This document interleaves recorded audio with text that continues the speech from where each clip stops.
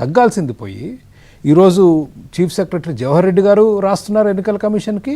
నిన్న ఎన్నికలుగా కాకుండా all India service conduct code రూల్స్కి వ్యతిరేకంగా కాంతి రాణా వెళ్ళి సీఓ పిటిషన్ ఇచ్చి ఫోటోలు దిగుతున్నాడు ఆయన. అసలు ఇది ఎక్కడా చరిత్రలో లేదు. Bureaucrats are suppose to stay behind. ప్రభుత్వంలో ఉంటే మీరు అది ఎక్కడా చరిత్రలో లేదంటున్నారు. చీఫ్ సెక్రటరీ ఒక మీడియా యజమానికి లెటర్ రాయటం ఏంటి అసలు? ఇది that should be more of a concern. ఎందుకంటే బ్యూరోక్రాట్స్ అనేవాళ్ళు రాజకీయాలకు అతీతంగా పనిచేయాలి. జగన్మోహన్ రెడ్డి గారు చంద్రబాబు నాయుడు గారిని తిట్టొచ్చు, విమర్శించవచ్చు, చంద్రబాబు నాయుడు గారు జగన్మోహన్ రెడ్డి గారిని విమర్శించవచ్చు. అధికారులు ఎస్పెషల్లీ ఎలక్షన్ కోడ్ వచ్చిన తర్వాత వాళ్ళు జగన్మోహన్ రెడ్డి గారికి రిపోర్ట్ చేయట్లేరు. Election commission of India commission model code of కండక్ట్లో రిపోర్ట్ చేస్తున్నారు. అట్లాంటి వాతావరణంలో మీరు ప్రత్యక్ష రాజకీయాల్లో జోక్యం చేసుకొని ఈయన ఐపీఎస్ ఆఫీసర్స్ అసోసియేషన్ అని లెటర్ రాసి, ఇది అసోసియేషన్ లెటర్ కూడా కాదు వాస్తవానికి, ఆయన ఈజ్ జస్ట్ ఎ మెంబర్. అవును, ఆయన ఎగ్జిక్యూటివ్ బాడీలో లేడు. కాంతి రాణా అని ఆయన ఈ says it is executive committee member. Committee మెంబర్కి అసోసియేషన్ తరఫున లెటర్ రాసే హక్కు లేదు. అసోసియేషన్ జనరల్ సెక్రటరీనో ప్రెసిడెంటో రాయాలి. దేని ఆధారంగా రాశాడు? This is an outright violation. ఇది దీంట్లో బెదిరింపులు ఉన్నాయి. బెదిరింపులు ఏమని బెదిరిస్తున్నారు? IPS officer will be initiating, ఈ ఐపీఎస్ ఆఫీసర్లు will initiate civil and criminal action అంటాడు. That is very troubling. This is troubling. దీని మీద ఇవ్వాలి మనం ఫిర్యాదు ఎలక్షన్ కమిషన్ కానీ ఇతరులకు కానీ. ఇట్లాంటి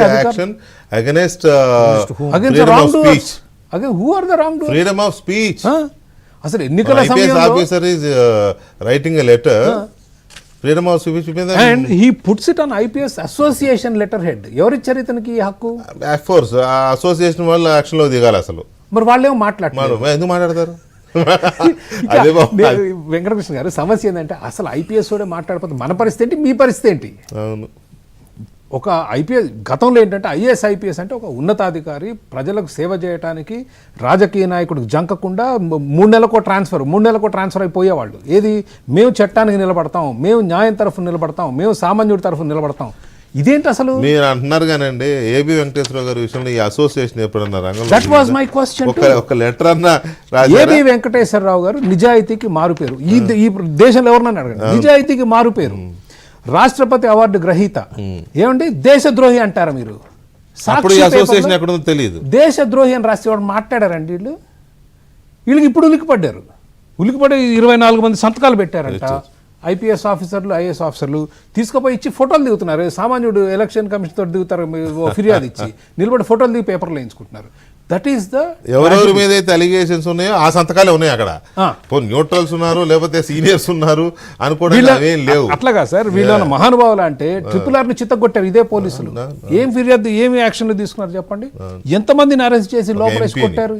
ఒక ఎంపీ ఈ రోజుకి చర్య లేదు సార్, ఈ రోజుకి అరెస్ట్ లేదు. And it is proven that Raghurama Krishna Raju గారిని కొట్టారని మనకు మెడికల్ సర్టిఫికెట్ ఉంది. ఏది కస్టడీలో, మిలిటరీ హాస్పిటల్లో.